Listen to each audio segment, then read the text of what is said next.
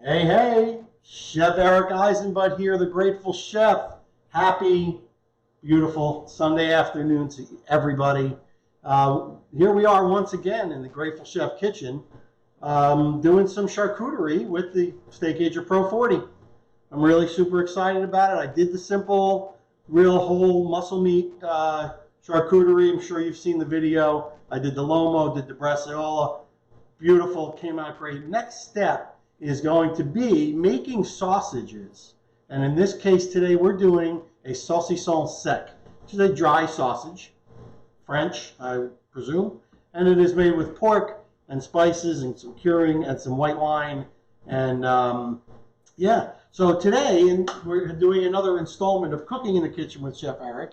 But more importantly, we're doing an installment of Learning in the Kitchen with Chef Eric. Not to say that I am teaching you something that I am well schooled in, but we together are learning about saucisson sec, about charcuterie, about making sausage. So we are all in this together. I'm not alone. You guys are with me, and I am so grateful that you are.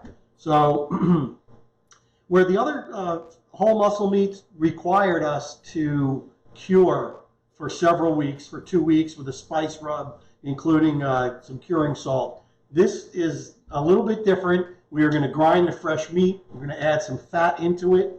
Saucisson sec has visible fat in it. And then we're going to mix in our seasonings. And we're going to get right to making sausage. So one of the important things about making sausage is everything must be cold. So I had the parts. And pardon, me using a KitchenAid. Maybe now that I'll be doing, oops, sorry. Now that I'll be doing maybe some more sausage, I'll have to upgrade my grinder to and get a new grinder. And I had hoped to use my antique sausage stuffer, but the parts are delayed in shipping. So we're going to use KitchenAid exclusively, and I'm guessing a lot of you may have the grinder and the sausage attachment for your KitchenAid. So it's all good. So everything, like I said, must be cold. So I've had the parts for the grinder and the sausage stuffing tubes in the freezer. And I just pulled them out and I put them in my refrigerator just to keep them cold. And I also have my bowl where the grinded meat is going to go into is sitting in another bowl with some ice water in it. We want everything to be super cold. And why? Because when you're grinding the meat, you're grinding the fat, there's a little bit of connective sinew, whatever's in there. If the heat could kind of mix it all together and bind up the grinder. We don't want to do that. We want everything to be nice and cold, push right through, and not have a problem. Hello, Lynn. You know what's really funny? What is funny? I looked up how do you spell saucisson sec. Yeah. I made sure I got it right. Facebook. Yeah. Automatically translates. Yes. To dry sausage. Wow. It doesn't even say saucisson Crazy. sec anymore. So it is saucisson sec, and of course, any quotes in the future. the generous, grateful chef that I am, will share the recipe with you on my Facebook group, The Grateful Chef with Eric Eisenbud, and our website, www.eatingwithcheferic.com. And I will most possibly put the video up on YouTube so you can see it there.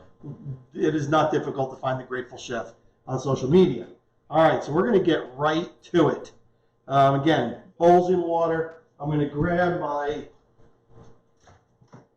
attachment now. I am totally on the lookout for the metal version of the KitchenAid attachment, but I have not found it yet. So I will keep looking. Is that an old version? No, the metal version I think is I don't know if it came before this, then they turned it to plastic. So I've got my tray here. I've got the auger, which is going to move the meat towards the blade. All fits in quite nicely. I've got the blade.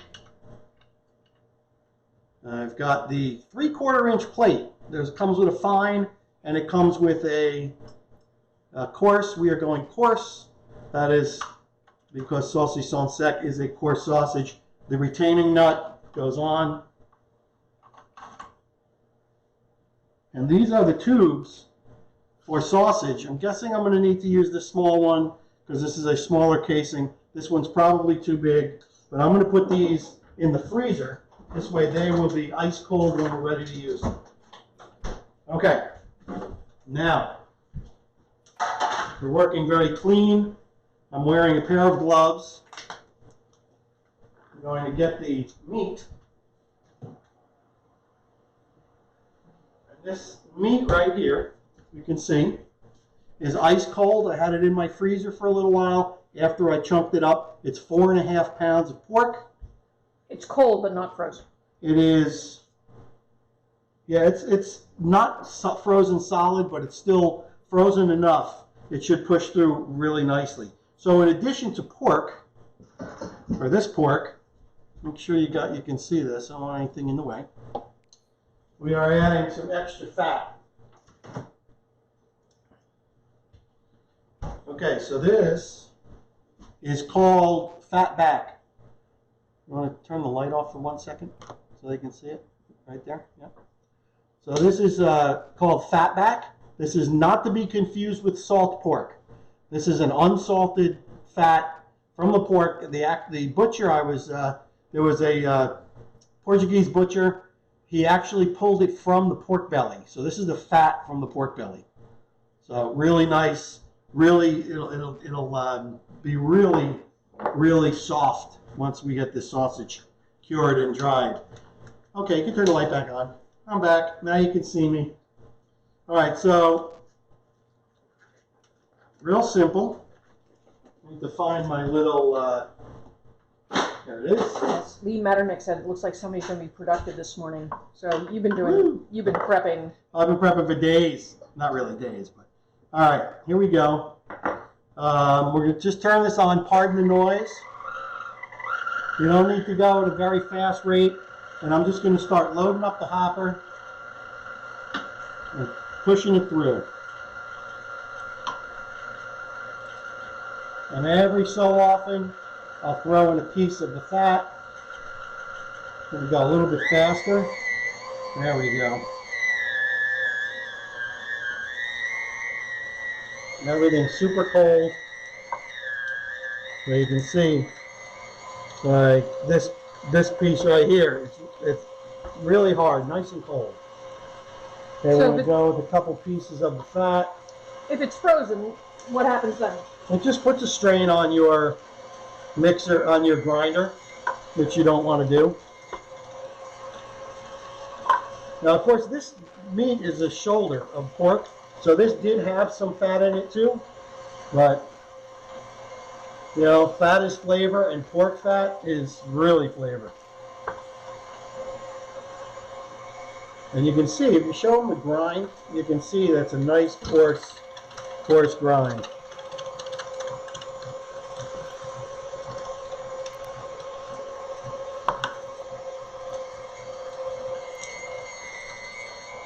One of the things about this Saucisson sec, it is an inexpensive sausage to make. I bought this pork shoulder. It was 4¼ pounds, and I bought it for $5. And then I took some of that, the meat that was on the pork belly from the fat that I purchased. I added that meat to bring it up to 4½ pounds.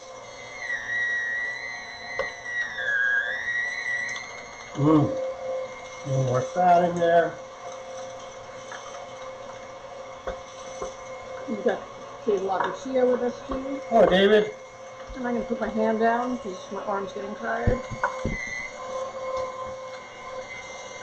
Gorgeous. Alright, grinding it up.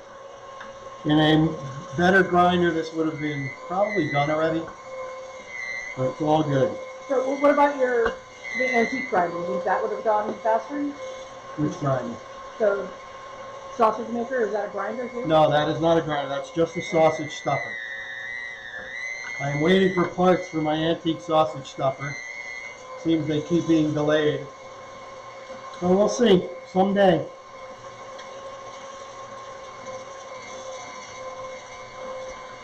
Alright, one more piece of meat, 2 more additions of the fat.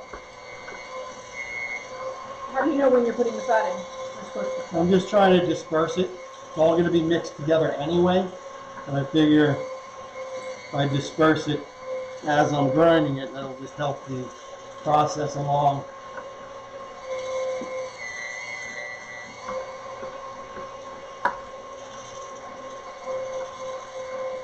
The process seems pretty quick too. Oh yeah. Before you started the video, I just thought that grinding sausage would take a long time. Oh, and this is what's cool about this. Also, the Lomo and the Bresaola. I mean, it required 2 weeks of curing before it was put into the hanging chamber. Not this. This is you grind it right up, mix in the spices, and then it. I believe 15 or 20 days it's going to hang, and then you're done. So I'm excited about that. First, I'm going to check in with our friend Scott Coburn of the Steakager to see what his recommendation is as far as percentage of weight loss. Seems to be the thing with charcuterie. So, all right, we're down to the last couple pieces.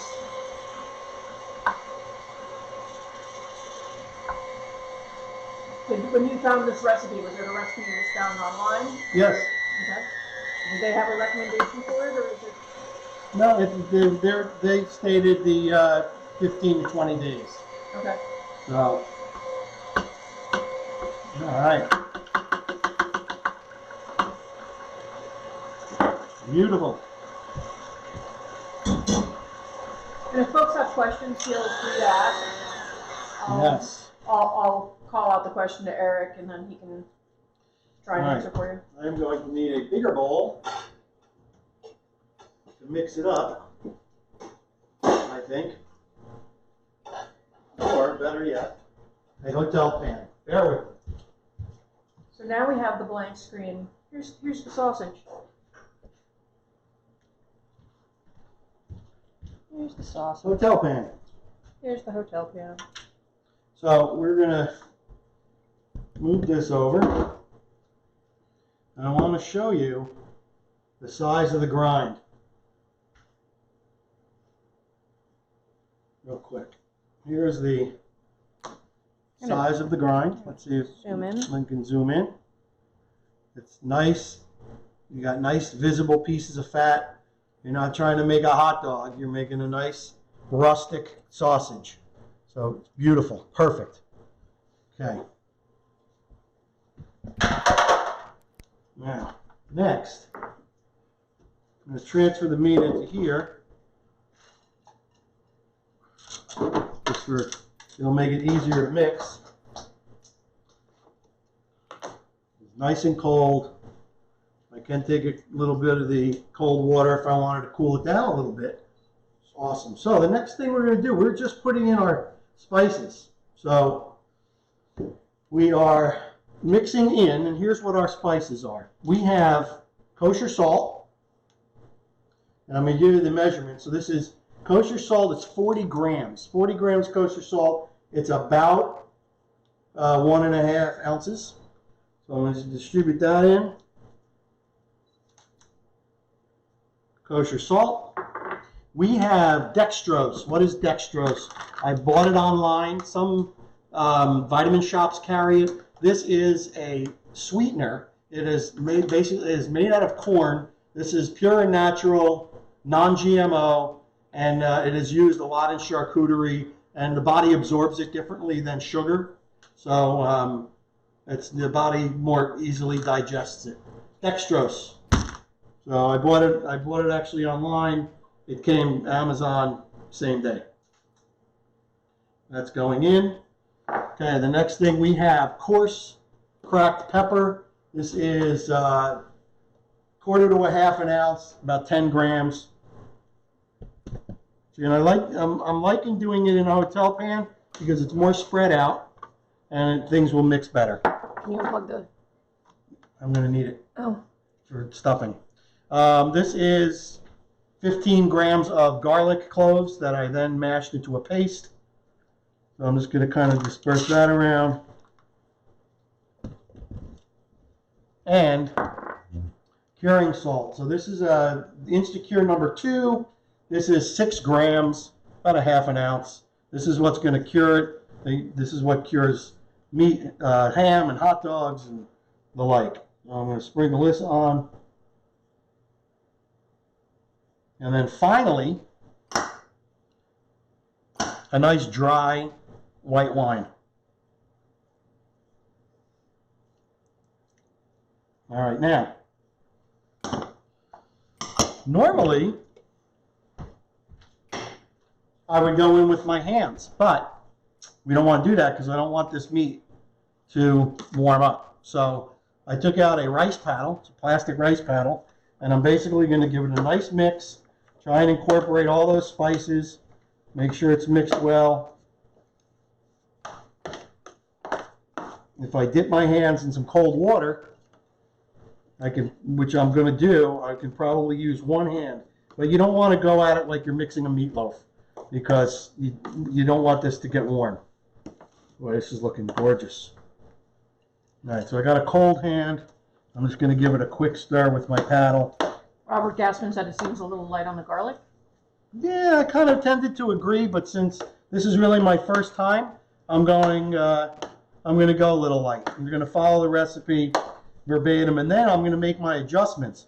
So we could add, you know, next time around I could use port wine, or I can use something else and add my own flavorings, but typically I like to do a recipe as I find it and then determine what kind of changes I want to make. So I don't disagree with you at all. All right, here we go. All right, this is nicely blended, I believe. We'll give it one more toss. And I really don't want to compact it too much, just really distribute spices. Nice. All right. I have Sophie Eisenbug with us this morning. Hello, Sophie. And she and Sean are watching it on the TV. Awesome. That is great. Project it on the big screen in your kid's apartment. Nice. Okay, guys. So we've got our meat. Smells absolutely delicious. And now we're moving on to the next step, which should be really interesting. Hey, Bobby. Butcher Man. Yeah. Uh-oh, Butcher Man is watching. All right, next. So a lot of times in the kitchen, we have to improvise. So if this was a professional sausage stuffer, typically they have the tube that the meat comes out of very low, and you just do it over a sheet pan like this, and it spits it out onto the sheet pan. Well, since I'm using the KitchenAid, we have to improvise. So let me get rid of the blade and the plate, the grinding plate. Right here, I'm actually going to pull the auger out as well. I can grab it. I'm taking a picture of your beard. Really? I'm going to come back around the other side. Too much beard. I'm going to pull this auger out because there is a little bit of meat and fat collected at the end, and I just want to take that off. I'm going to make sure I wash these parts really well. Okay. Now, I'm going to add my tubes. And let's talk about casings. All right, so I bought casing at the market. What market? You get it at A lot of markets have it. Sometimes they have them in a plastic container. This one came in a bag, and they are packed in salt. They'll last forever. So what you got to do is you got to rinse them out. They're usually in a big giant bundle in a knot, but it's easy to untie the knots. So you got to find an end, work your way down, work it through, and then you get your casings, and you soak them in tepid water for 2 hours, and then you have to take each one, put it under running water, open it up so the water runs through it to rinse the inside. And then I simply take the end, wrap it around 3 fingers till I get to the end, and then that's how I store them. So I know I can pull that end and put them in. I put them in a plastic container soaking in water. Very important that you have water when you're doing this, so the casing will slip on the tube easier. Now I'm going to do a little test here, and I'm going to see if these casings will fit over the large tube. I'm guessing they might.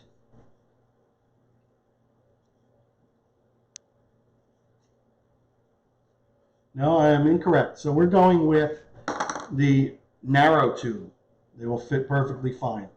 So, in order to do that, I have to get my retaining nut, and I have a spacer that comes with it that goes on. This goes in, and then the retaining nut goes back on. And you really just need to hand tighten it. You don't need to tighten it with the wrench. All right. Looks like we are ready. Almost. So, the next thing we want to do is we need to take our casing and we need to slide it onto our tube. Now, this recipe called for 8 feet of casing. I probably have a lot more here. But I just want to make sure, you never know if one is compromised. In this size casing, I don't think you're going to find like one 8-foot piece or anything. All right, so that goes on. Again, working with water. Where's my cold water? Do you fill the whole thing at one time, or do you?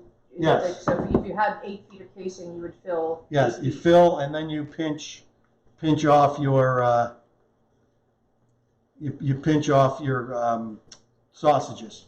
Okay. All right, so basically what we're doing is we are sliding the casing all the way on the tube. Sometimes it'll be a little harder than others. What you don't want to do is you don't want to puncture it. If it's twisted, kind of work with it. Make sure you can get it all the way on.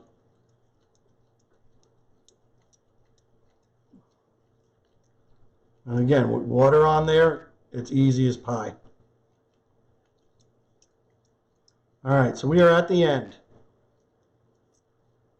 In the directions on this recipe, it said not to tie it, just let the meat start coming out, and then tie it. So another improvisation, or improvisation, I should say, is to compensate for this being so high. I stacked all my sheet pans together on top of a box, on top of a cutting board to try and minimize. I got this right. Yeah, work with what you got. Yeah, that's right. You got to work with what you got. All right. Move this out here. This has got to come forward. And I think that's what we've got. So I've added height, basically, so the sausage isn't dropping this much. It's only dropping that much. All right. Here goes nothing, folks. I'm going to just read that. It says to extrude 1 full coil about 48 inches and tie it off. He said, begin extruding. As the mixture comes out, pull the casing back over the nozzle and tie the knot. So I'm not tying it right away. I am putting water on my pan because that's going to help, A, keep it cool, and B, for that coil to happen.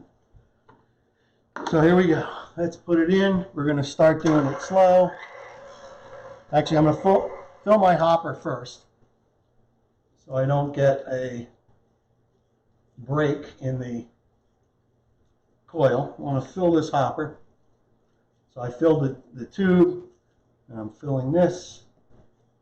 Of course, a lot is dropping. We'll pick that up. Are you using hog casing? Bobby said you should use hog casing. I am using hog casing. Thank you, Bobby. All right, here we go. Let's see.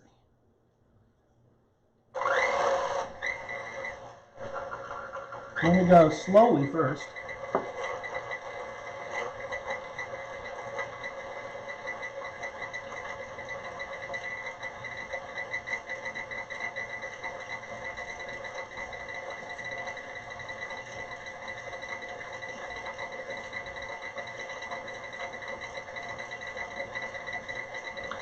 think that's too slow.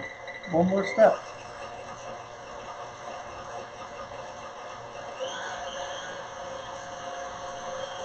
Now I have made sausage before, so what I'm going to do is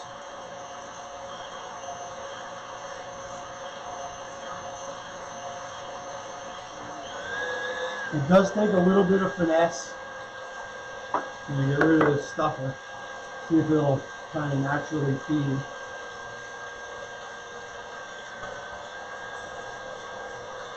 Again, a professional sausage stuffer would work much better than this, but you can see we've got our sausage happening, and I got to hold on to it because I want it to fill. I will say that if you have an extra set of hands to do the filling while one guy guides the sausage, that wouldn't be a bad thing. It's done. Yeah. Bring a buddy.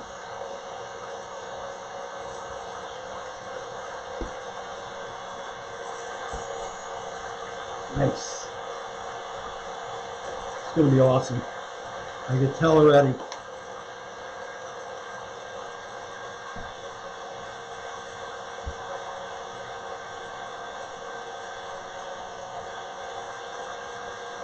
Let's try and put it on a little bit quicker.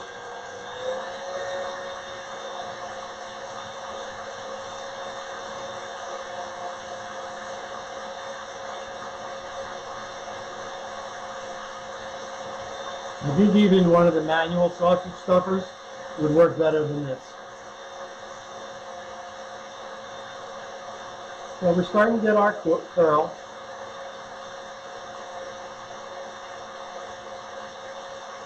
From Bruce Cohen, the kosher sausage. That's by Rabbi Eisenberg. Yes, sir, Bruce Cohen. Mike Sapulka. Do you have any worry about sauce contamination? Always.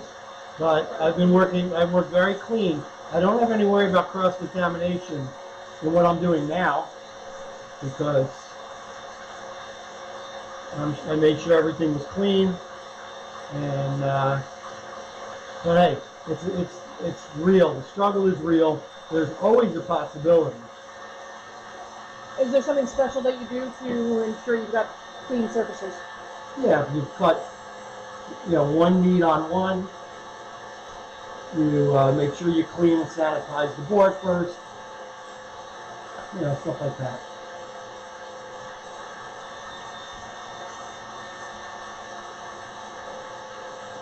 And how's it going so far? It's going okay. I mean, I've done, boucheries where we have real sausage stuffing equipment, so it's going, I'll say a lot slower, but that's okay. As you can see, we're starting to get the coil. So far you've got maybe a foot and a half? Yep. And how many feet are you going on this one?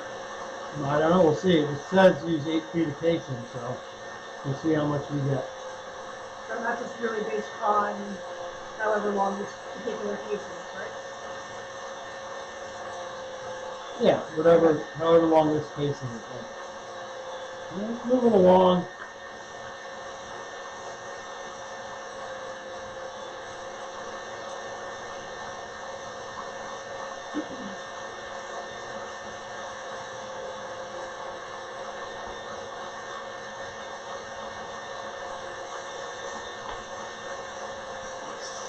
Are you struggling over there? Or No, just, like I said, it's filling quite slowly.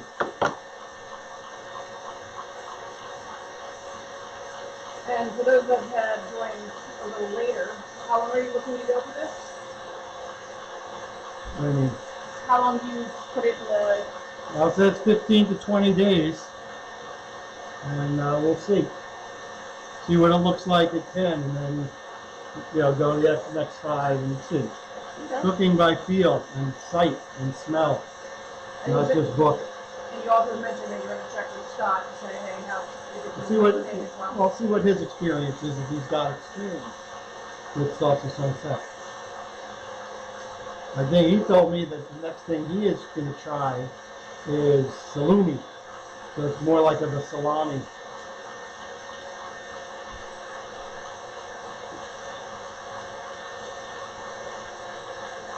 Nice. So will the Saucisson sec be something dry, or is it? The word sec means dry. Okay.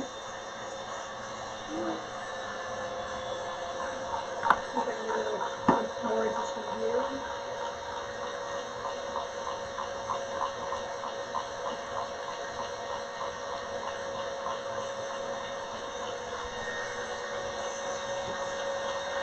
Cool. This is awesome.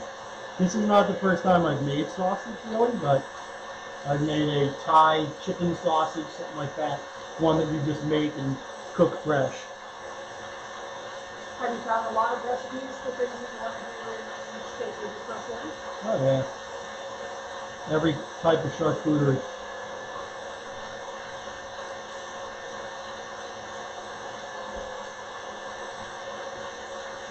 Nice. Moving along.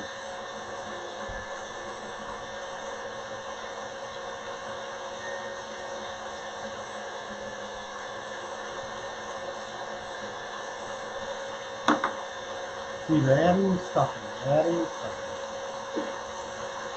Well, we put this in, so it's going to be 15, 20 days. Will we be able to put other things in there at the same time?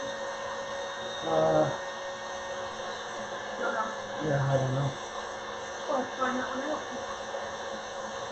I mean, yeah, I suppose I can hang other charcuterie in there. The same temperature. Okay. That's a question for Scott. Scott Coburn, Ryan Vitt may have an answer to that question. I haven't seen those guys out here, right? Oh, it's a Sunday. Yeah.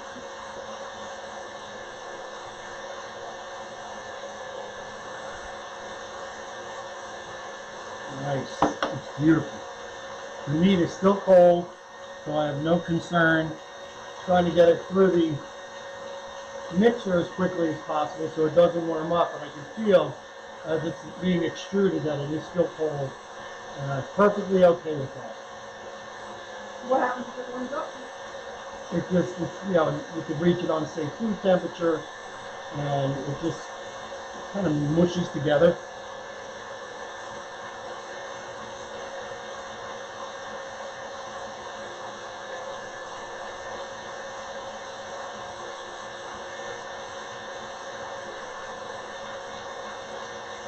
Yeah, Jordan and stuff. He even said, "Happy Sunday." Hey, happy Sunday to you, George.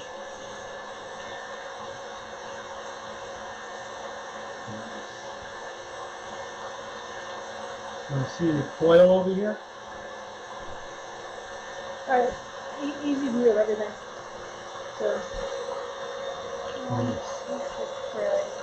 Foil pattern.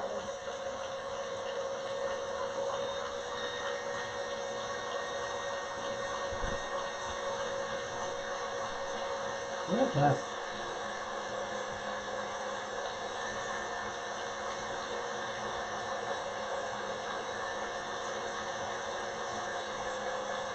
I wonder what everyone else is doing on a Sunday. Besides watching The Grateful Chef.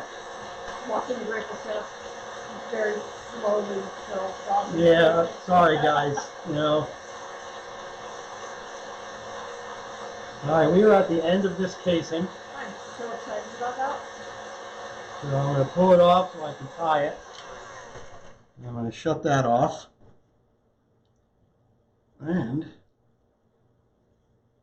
that's a beautiful thing. So with this one, are you supposed to tie it, or are you just? Yeah, we're going to tie it. We're going to do, what I'm going to do is I'm going to switch to another tray and ask Lynn to Can we finish? put that out in the garage. Can we finish up this video, or? Sure. Okay. The producer has given me the high sign that this is making for boring television. Yes, I have. Jeez. So, all right.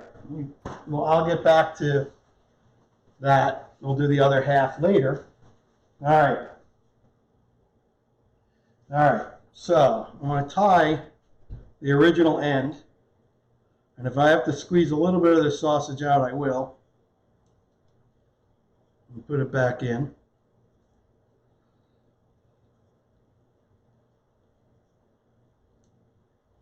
See if I can do this.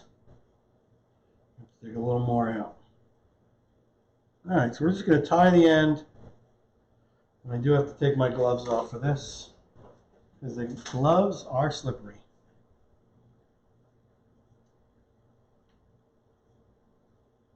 Nice. I say your normal audience knows you well, because Bobby just came back. And this video is starting to run a little longer than you like. Oh, it's Bobby's fault, huh? No, he just said that a second ago. Oh. So yeah.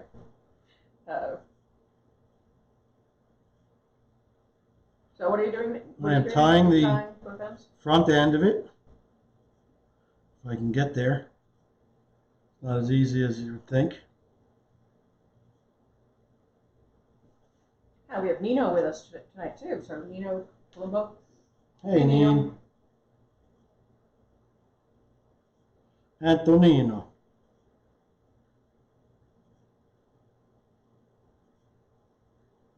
Yeah, this is real.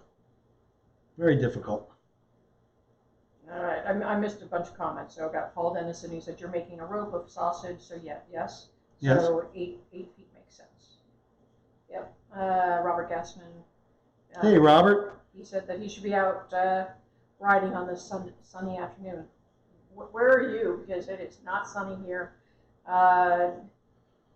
Sorry, guys. I am struggling a little bit making this knot. Very difficult. Because casing is really slippery.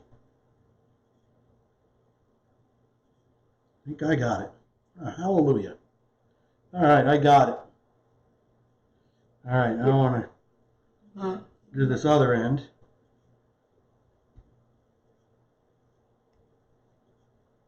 Whatever it takes. Let's see who else is out there. Hopefully those who try doing this will remember the struggles of the grateful chef and know that what's happening to them is completely normal.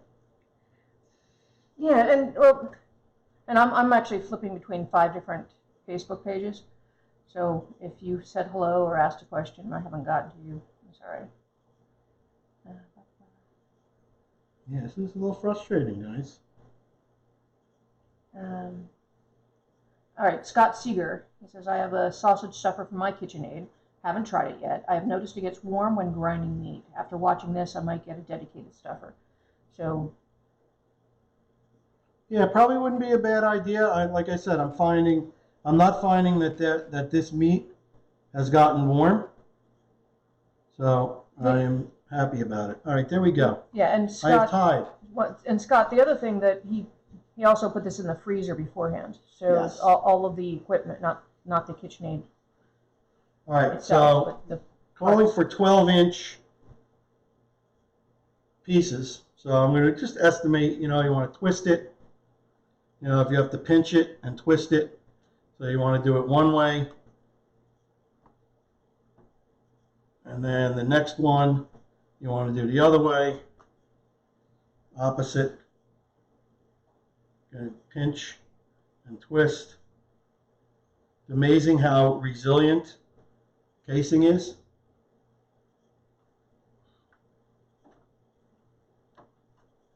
Okay.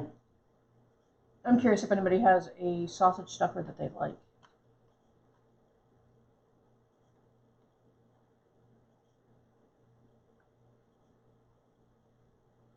When we go over to the Steakager to put this in, I'll show you the antique one I have.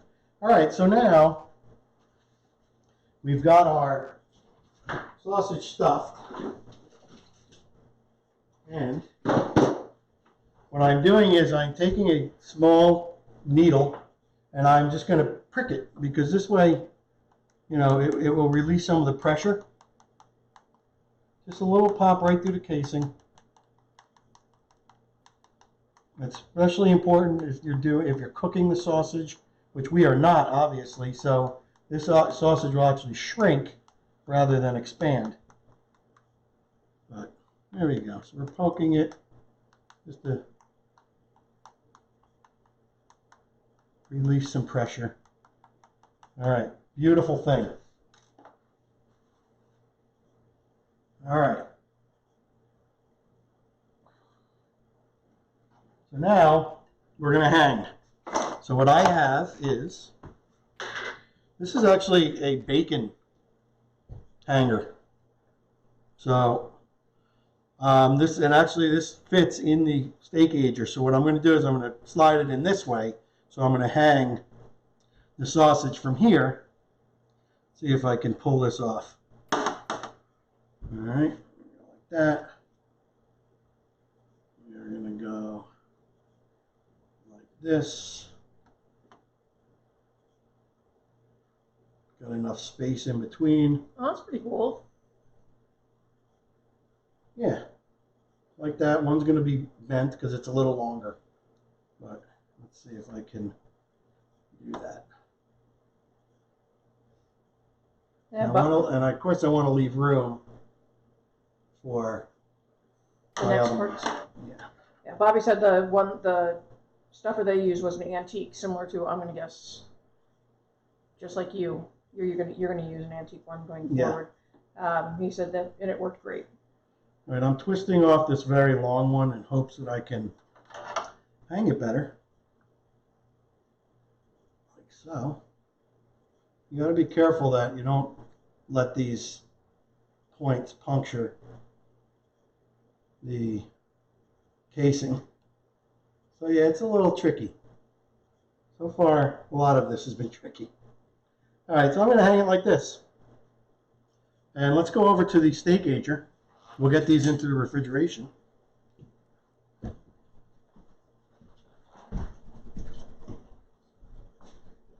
And say hello to the Pro 40 single mode. Got the 2 subprimals in there, looking beautiful. All right, like I said, this is going to slide right in on the 2 arms in the top, like so. And if I need to, guys, I will adjust this after we're off the camera. But basically, that's it. I'm going to put a little more distilled water in my humidification device. And there we go. What I may do is, let's do an adjustment right now. How's that? Because I do have the benefit of the length here. So let's do this. So as you're doing that, Paul Dennison, I like the cold water tip and using a separate tool to mix. The other technique I've seen with a Pro meat mixer is incorporating ice and ice water into the mixing process to keep the temp of the meat cold. And Nino recommended using a towel for something, but I'm not sure what. Oh, to help tie probably to help tie. All right, so those things are in. And we're going to go back. And I'm going to continue with the rest of the sausage. I will spare you guys the absolute boredom of watching me do it. And again, so if you have any questions about this, ask me. If I don't know the answer, we'll ask someone that does, Scott Cobrin, the creator of the Steakager Pro, and I'm sure he will answer all our questions. He's well schooled, and I know he's in the process of providing a spreadsheet that actually you can punch in sizes and weights and all that, and it will adjust ingredients and give us recipes. So that I'm looking forward to. Yes, Lynn? Robert Gassman was asking, what is the temp inside the Steakager Pro 40? The temp inside the Pro 40 averages in the 50s, and the humidity is high, about I want to say near 80. So it's completely appropriate for doing charcuterie. Now, on the dual mode, if I shut it off for 5 minutes and then push the button to dry age, it changes. It puts the temperature lower for dry aging, and then the humidity stays about the same. So the dual mode, you can do charcuterie or dry aging, and in the single mode, you can only do dry aging. So if you're on the fence about it, it's well worth the extra money, a couple $100 to get the dual capabilities. And that's it. So, as always, eat well, be kind, be nice, love each other. Thanks for putting up with a longer video than usual. It wasn't that it was that long. And we'll see you on the next Grateful Chef video with me, Chef Eric Eisenbud. Peace.